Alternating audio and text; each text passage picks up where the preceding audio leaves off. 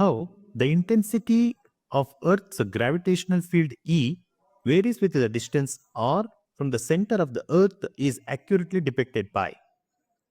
Here we know the relation between the intensity of Earth's gravitational field E and the distance r from the center of the Earth. So this one we can find with inside the Earth. That means E inside the Earth. We can write the relation of the E and R like this. That is minus of GMR divided by R cube. That indicates this Earth's inside is directly proportional to the minus of the R value. And Earth outside value is, that is, minus Gm divided by R square.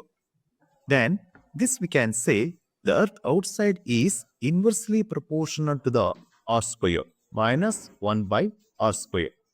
Then by seeing this one, this Earth inside is directly proportional to the R and outside is inversely proportional, that is minus 1 by R square. So it is directly both are negative answer. Then this we can say is the directly proportional. First is it is the straight line. Then afterwards it is curved. This we can see in the option A.